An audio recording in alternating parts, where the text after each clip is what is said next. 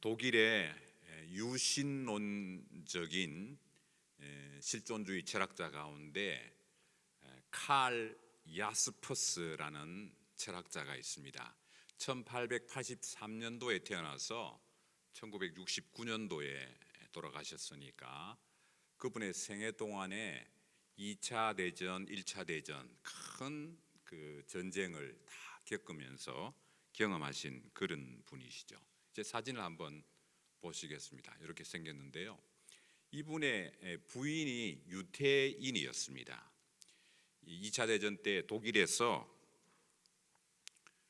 히틀러 정권이 유태인 부인과는 헤어지시오 그렇게 이제 명령을 내리는데 이 야스퍼스라는 철학자가 이런 지하에 나는 헤어질 수 없다 그렇게 거절을 했지요. 그 바람에 이분이 하이델베르크 대학의 교수로 있었는데 그 교수직에서 박탈이 되었어요. 그 반면에 이 사람과 아주 친한 친구 가운데 하이데커라는 역시 실존주의 철학자가 있는데 그 하이데커는 나치 정권에 협력을 했어요. 그 바람에 그 사람은 승승장구한 겁니다. 나치 정권 하에서. 그래서 프라이부르크 대학이라고 하는 유명한 대학의 총장까지 지내는 것을 이제 이 야스퍼스라는 철학자가 지켜보게 됩니다. 그렇게 보면서 아주 친한 친구고 하니까 그때 이제 이 사람이 그 친구의 상황을 보면서 이 인간이 살아가면서 사람이 어쩔 수 없는 환경이 있구나라는 것을 깨달아요.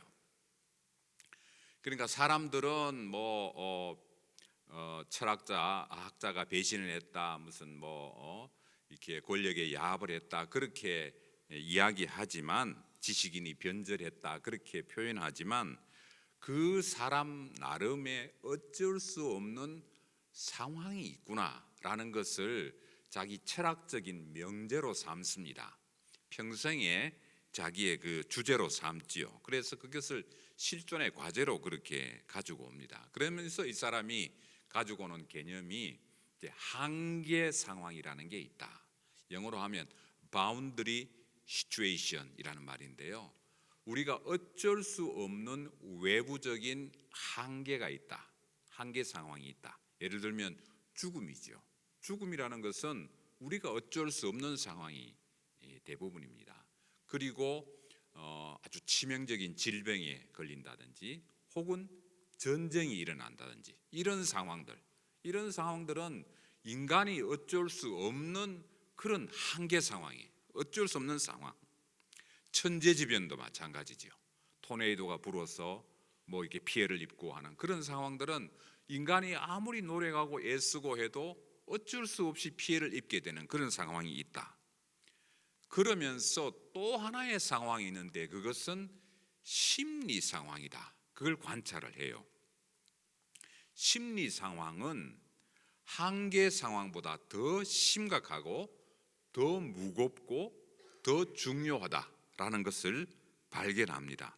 말하자면 여러분 전쟁 가운데서도 희망을 가지고 꿈을 가지고 그렇게 살아가는 사람이 있잖아요. 거기도 사랑이 싹트고 사랑을 또 꽃피우는 그런 경우도 있고요. 전쟁 중이지만 또 극심한 환난 가운데 어려운 질병 가운데서도 소망의 끈을 놓지 않는 그런 분들 많지요. 영화로도 소개되고 예술로도 작품으로 소개되는 그런 경우들 많이 보지 않습니까?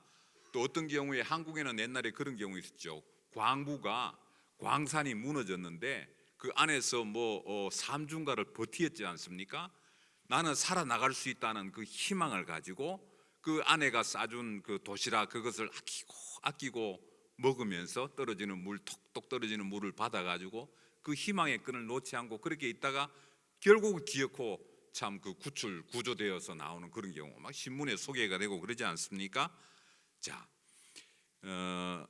마태복음 14장에 보면 예수님과 제자들이 떨어져서 이제 그 14장 24절에 보면요. 배가 육지에서부터 멀리 떠났습니다. 떠나서 열심히 배를 저어 가는데 바람이 거스름으로 역풍을 만났지요. 아무리 이 배를 저어도 배가 안 나가는 겁니다. 물결로 말미암아 고난을 당하더라라는 상황이 있었습니다. 평생을 그 뱃사람으로 자랐던 어부들 아닙니까? 대부분의 제자들은 그렇게 배를 저어 나가는데 역풍을 만나. 역풍이라는 것은 외부적인 환경이니까 이 야스퍼스의 주장에 의하면 한계 상황인 거죠. 아무리 내가 노력해도 배가 나가지 않는 그런 상황. 우리가 인생을 살다 보면 그럴 때가 있어요. 아무리 애를 써도 배가 나가지가 않아요. 오히려 뒤로 자꾸 가요. 노력하면 노력할수록 뒤로 자꾸 이렇게 퇴행하는, 퇴보하는 그런 경우를 만납니다. 외부적인 한계 상황이지요. 그런데 이 제자들을 보십시오. 어부들 평생 그 뱃사람으로 자랐던 이 제자들이 외부적인 환경을 보고 바람을 보고 아무리 배를 져도 안 나가니까 제자들의 마음속에 절망이 찾아온 겁니다. 우리는 뱃사람이고 평생 이 노를 저으면서 살아왔는데 우리도 어쩔 수 없는 상황이 있구나 하고 절망하고 포기하고 낙심하는 상황, 말하자면 심리 상황에 걸린 거죠. 이 심리 상황 가운데서 이 야스퍼스라는 철학자는 한계 상황과 한계 상황보다 더 중요한, 더 무거운 것이 심리 상황이 있다. 자, 뭐 철학자는 그렇게 어려운 말을 했지만 쉽게 우리식으로 표현하면 아무리 어려운 일을 당해도 소망을 가진 사람이 있다 이 말인 겁니다. 그렇잖아요. 환경은 괜찮은데 마음에서부터 벌써 삶을 포기해버린 사람이 있는 반면에 아무리 어려운 환경이라도 소망의 끈을 놓지 않는 그런 경우 있죠. 여러분 가운데도 어릴 때 너무너무 가난했는데 나는 앞으로 내 인생을 열심히 개척해서 한번 우리 자식들에게만큼은 이런 가난을 물려주지 않고 열심히 노력해서 일가를 이룰 거야. 그런 희망을 품는 사람들이 있지 않아요? 그런 것처럼 그런 한계 상황과 심리 상황이 있는데 이 심리 상황 가운데서 중요한 이번에 관찰입니다. 중요한 관찰이 심리 상황을 좌우하는 중요한 토픽이 뭐냐 하니까 바로 시간 문제더라. 요거를 이제 발견한 거예요. 시간. 그래서 이 야스퍼스라는 사람에 의해서 이제 학문으로서 심리학이 이제 등장하게 되고 심리학이 그때부터 발전하게 돼요. 자, 여러분 보십시오. 이 세상에 정말 무자비한 것 많이 있고 예외 없이 그냥 이거는 예외 규정이 없이 그냥 무자비한 것이 많이 있는데 시간만큼 무자비한 것이 없어요. 시간은 뭐 부자든 가난한 사람이든 많이 배우든 적게 배웠든 남자든 여자든 어디에 살든 예외 없이 시간에 무자비한 적용을 받습니다. 지금도 무자비한 시간에 한 사람도 예외 없이 째깍 시간의 지배를 받습니다. 우리가 시간의 지배를 받는 만큼 한국도 아프리카도 중국도 러시아도 어디에나 시간의 지배를 받지요. 이 시간 안에는 세 가지 종류의 시간이 있다. 이렇게 분석을 했습니다. 첫 번째는 나를 만나고 간 시간입니다. 우리가 흔히 과거라고 얘기하지요. 우리 지나간 시간, 나를 만나고 간 시간들은 나의 이 기억 창고 속에 차곡차곡 쌓여져 있습니다. 지금 이 순간도 여러분의 기억 창고에는 이 과거라는 참 역사가 쌓여가고 있지요. 그런데 이 기억 창고에 있는 이 기억들 가운데는 보면 좋은 기억도 있어요. 그래서 이 좋은 기억은 내 삶에 활력을 줘요. 에너지를 공급해 줍니다. 내가 그때 그랬었지. 그때 좋았지. 라떼는 말이야 잘 나갔었어 한때 나도. 뭐 그런 좋은 기억들. 그러니까 좋은 기억들은 현재 에너지를 불러 넣어줘요. 그리고 내가 이 현재 상황들을 돌파할 수 있는 동기를 부여해주고 힘을 줍니다. 그 반면에 나쁜 기억이 있어요. 생각하기 싫은 기억. 이게 조금 어려운 말로 하면 트라우마라고 그러잖아요. 트라우마, 내상이라고 그래요. 겉은 멀쩡한데 안에 상처가 났어요. 우리가 사람을 보면 겉은 멀쩡한데 어떤 상황이 되면 막 굉장히 민감하게 반응하는 경우 있죠. 우리 누구나 다 그런 부분이 있어요. 민감한 부분.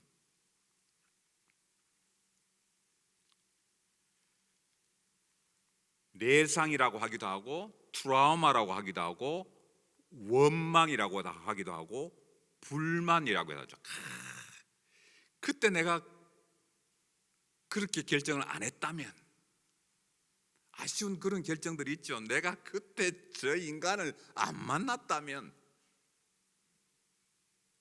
그때 내가 저 여인을 안 만났다면, 뭐 하여튼 그런 식의 후회와 회한들이 있을 수 있어요.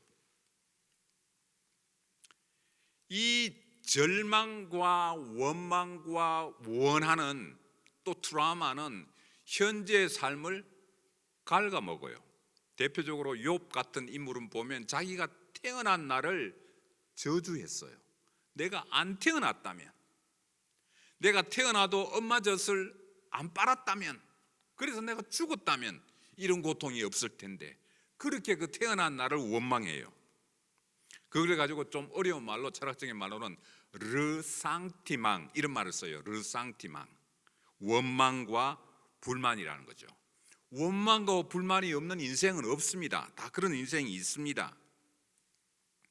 이스라엘 백성들은 이 원망과 불망이라는 것 때문에 애굽에서 나와서 광야에서 원망과 불만에 붙들려 가지고 200만 명이 죽었습니다.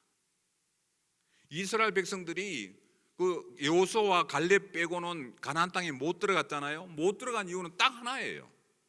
과거의 그 원망과 불만 때문에 현재를 갉아먹은 거죠. 그래서 고린도전서 10장 10절에 보면 바울은 그렇게 얘기합니다. 그들 가운데 어떤 사람들이 원망하다가 멸망시키는 자에게 멸망하였나니 너희는 그들과 같이 원망하지 말라, 그렇게 교훈하고 있습니다. 원망하지 말라. 자, 우리가 이 과거의 기억 가운데는 정말 참 버리고 싶은, 제가 이제 그 선교사로 여기저기 이제 설교를 지난 몇 달 전에도 한국에 설교하러 갔었는데요. 제가 자란 초, 중, 고 이렇게 자란 교회가 있어요. 모교회. 그 교회 가면 되게 저는 이제 좀 편해요. 아는 친구들도 있고 선후배들도 있고 하니까 편하긴 한데 되게 조심스러워요.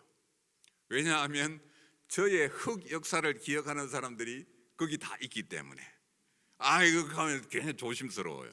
이번에 가니까 제 고등학교 은사님이 아직도 그 교회 나오시더라고요. 나이가 많으신데도 고등학교 은사님이 아직도 저를 기억하시고, 좋은 기억으로 하면 좋겠는데 뭐 좋은 기억이 있으시겠죠. 하여튼 그 어릴 때 그런 그 기억들, 나를 기억하는 사람들이 있으면 아무래도 조심스러워요. 자, 과거의 추억, 기억의 이 추억 창고에 있는 우리의 기억들은 좋은 것도 있지만 안 좋은 것도 있다. 성경에는 그런 것들, 그 원망과 불만들을 잊어버리라, 원망과 불만을 놓아라, 그렇게 이야기한다 그랬습니다. 반면에 나를 만나러 오는 시간이 있습니다. 그걸 우리는 미래라고 얘기하지요. 나를 만나러 오는 시간. 좋은 미래, 낙관적인 미래, 희망적인 미래가 우리에게 오면 우리에게는 설레고 희망적인 그런 마음에 참 그 희망을 갖게 되지요. 그 반면에 나쁜 미래가 닥치면 어떻게 될까 하는 염려가 있죠. 우리 마음속에 염려, 미래에 대한 염려, 근심, 불안, 이런 것들을 또 철학적인 용어로 조르게라는 그런 표현을 해요. 조르게, 염려와 불안이라는 거죠. 성경 마태복음 6장 34절에 보면 내일 일을 위하여 염려하지 말라 그랬습니다. 내일 일은 내일이 염려할 것이요, 이렇게 얘기했거든요. 이 말은 미래를 준비하지 말라 그 말이 아니에요. 미래를 준비하지라는 말이 아니라 미래에 일어날 수 있는 염려를 미리 땡겨서 하지 말라 하는 예수님의 산상보훈의 말씀이죠. 미래의 염려를 미리 할 필요가 없다, 그렇게 이제 예수님이 교훈하셨습니다. 자, 미래의 이 생각도, 미래에 우리가 만나는 시간도 좋은 시간이 올 수 있는가 하면 염려와 근심이 되는 시간들이 오지요. 자, 이제 과거의 시간, 미래의 시간을 살펴보았습니다. 이제 현재의 시간을 한번 살펴보십시다. 지금 내가 만나는 시간이 있습니다. 그런데 엄격하게 얘기하면요, 요걸 이제 현재라고 얘기하는데 현재는 없어요. 여러분 한번 보세요. 현재라고 하고 한 순간에 째깍 시간은 과거로 가버려요. 현재라고 하는 순간에 과거로 가버려요. 자꾸 그래요. 현재를 우리가 움켜잡을 수가 없어요. 현재 시간은 자꾸 과거로 가버려요. 현재라는 시간은 자꾸 흘러갑니다. 자, 아까 야스퍼스라는 철학자의 우리가 의견을 빌리면 사람에게는 누구에게나 한계 상황이 있는데 이 한계 상황보다 더 심각한 것은 심리 상황이다 그랬습니다. 우리 마음속의 상태. 이 심리 상황 가운데서 중요한 주제로 등장하는 것이 바로 시간 문제라 그랬죠. 자, 이 시간 문제를 어떻게 다룰까?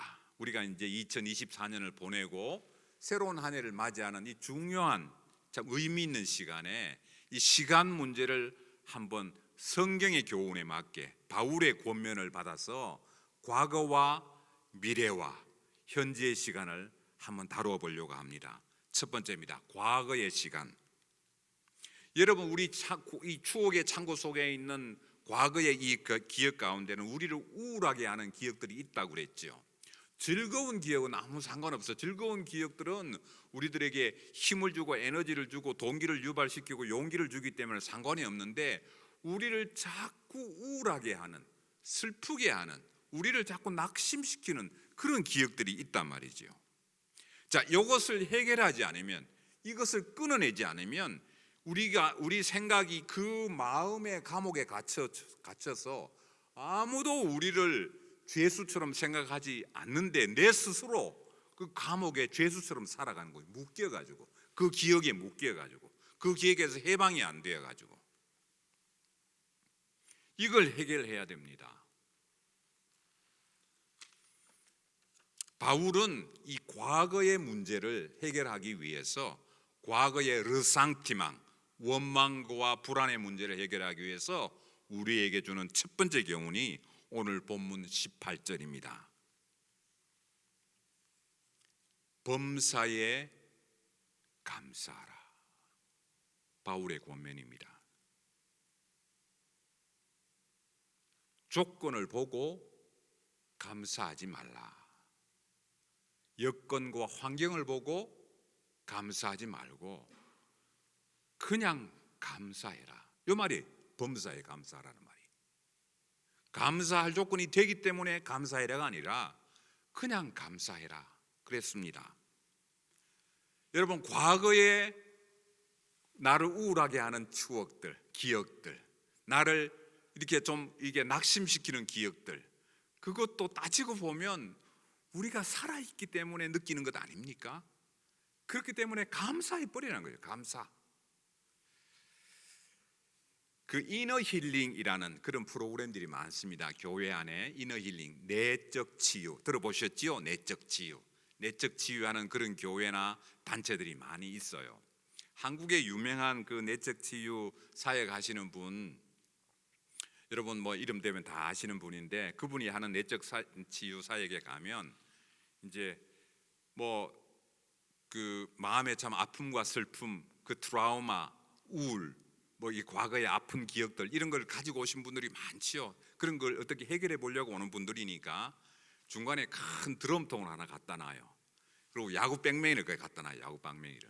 그래가지고 당신을 우울하게 하는 것, 당신을 낙심시키는 것, 당신을 슬프게 하는 것, 그런 그 과거의 트라우마를 생각하면서 사람도 좋고 사건도 좋고 좋으니까 이 드럼통이 사람이면 사람, 사건이면 사건이라고 생각하고 힘껏 치라고.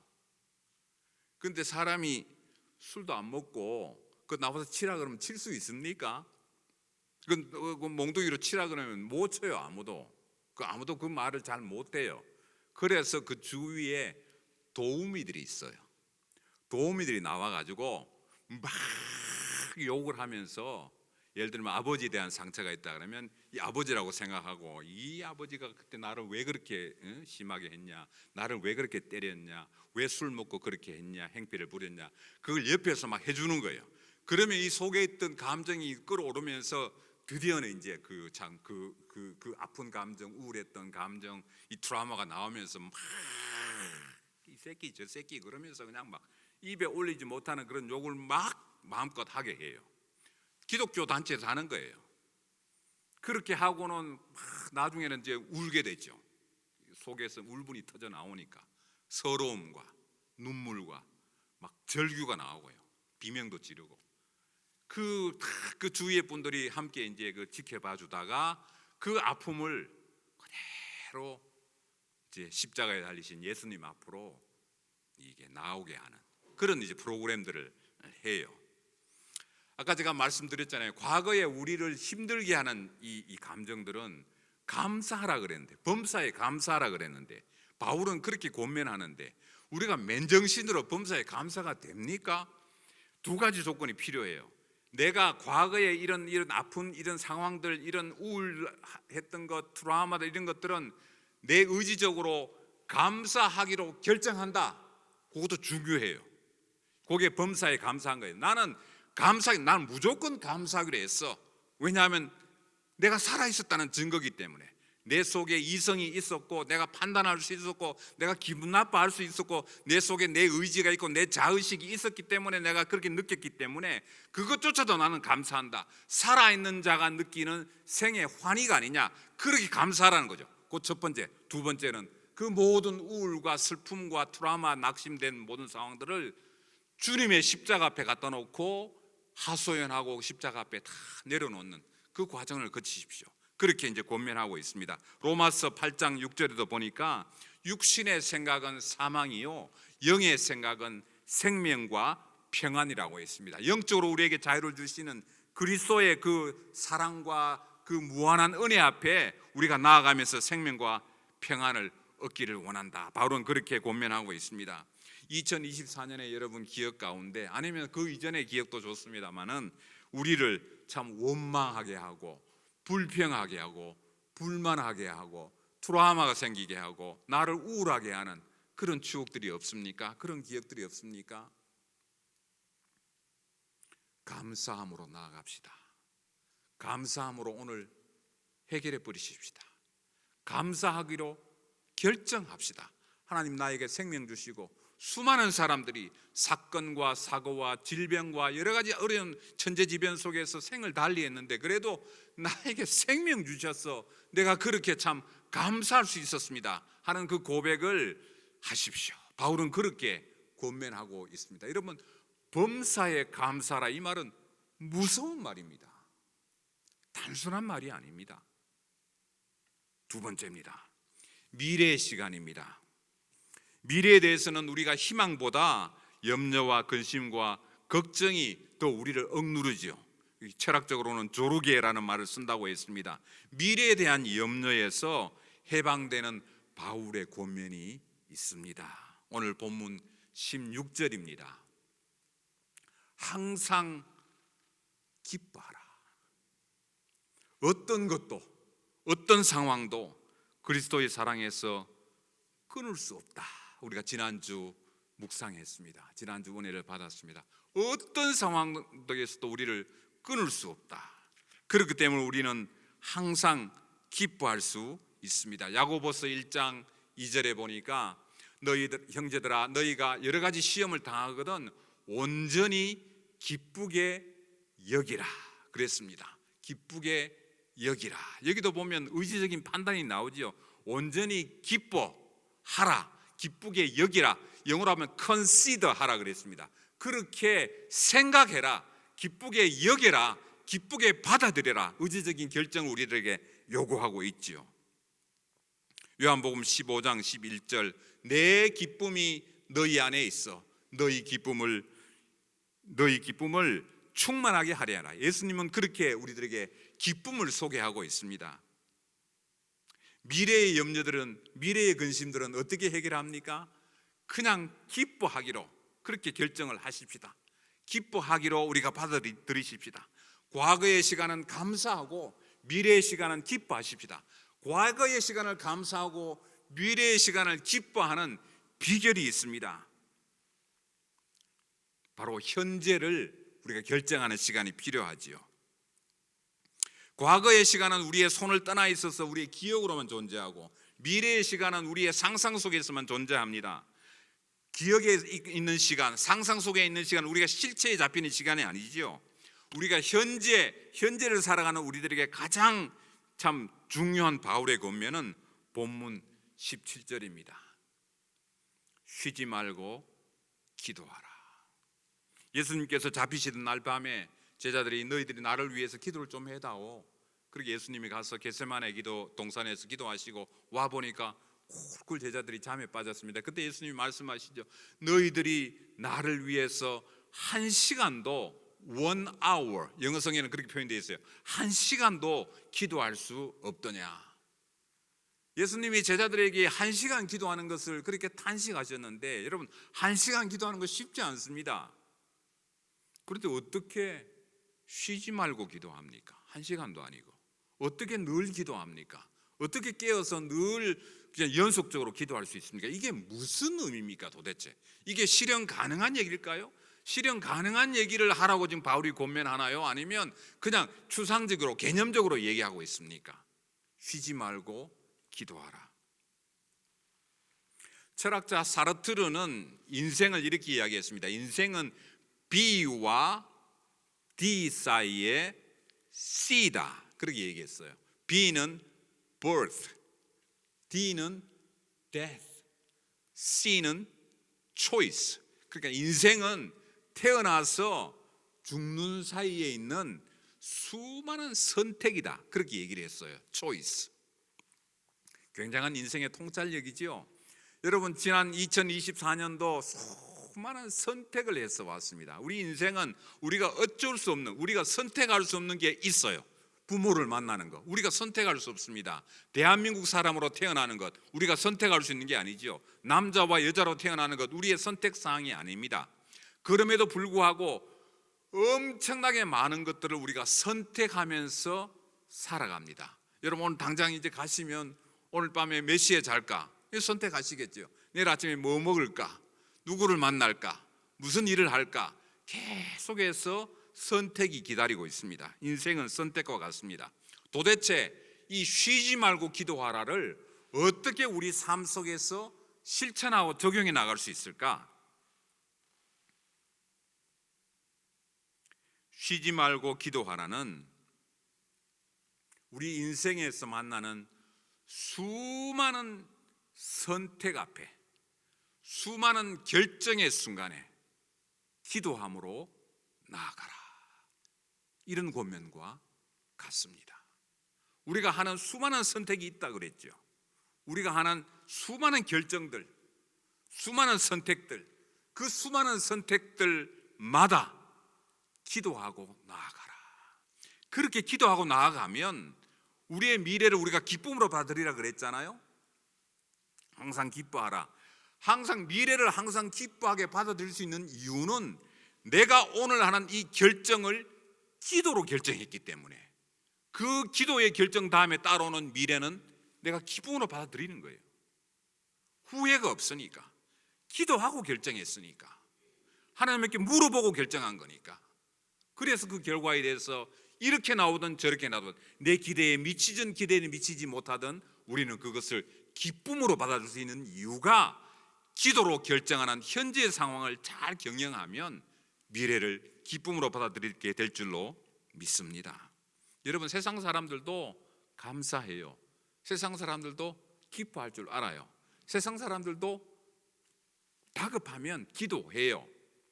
뭐 아들이 서울대학 들어가면 우리 아들 서울대학 들어갔어요. 시골에 현수막 걸고 그래요. 좋아해요.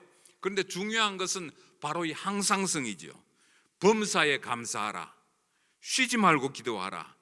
항상 기뻐하라. 이 범사, 항상, 쉬지 말고 하라는 이 항상성을 어떻게 유지하느냐, 이게 우리 성도들에게 큰 과제지요.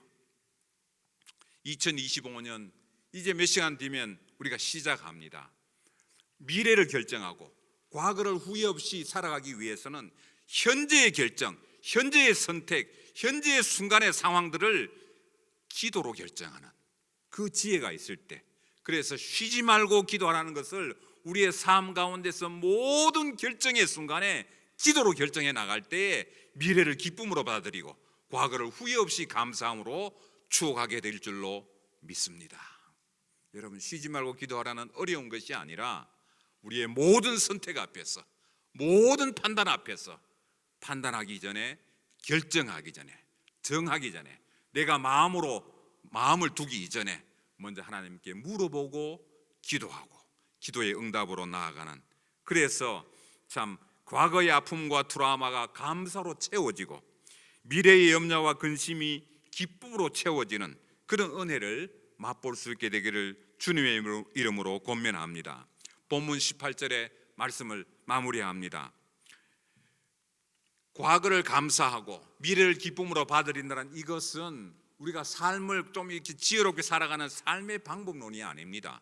삶을 지혜롭게 살아가는 삶의 공학을 얘기하는 게 아니라 그리스도 예수 안에서 너희를 향하신 하나님의 뜻이라 그랬습니다.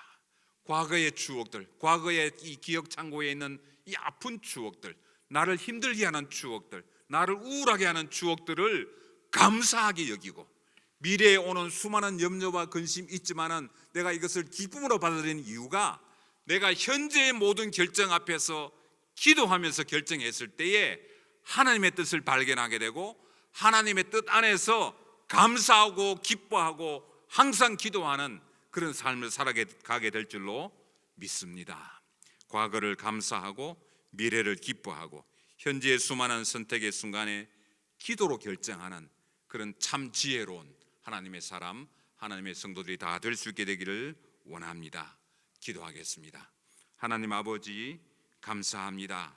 2024년도를 이제 올려드립니다. 우리를 힘들게 했던 것, 우리를 아프게 했던 것, 우리를 슬프게 했던 것, 우리를 낙심시켰던 것, 우리를 우울하게 했던 것, 나의 마음에 트라우마로 남아있는 모든 것들을 하나님의 은혜 안에서 감사로 여기게 하옵소서. 아직 다가오지 않은 미래의 시간들, 닥칠 염려와 불안 때문에 염려를 미리 하는 것이 아니라 항상 기뻐할 수 있도록 우리를 인도하여 주옵소서.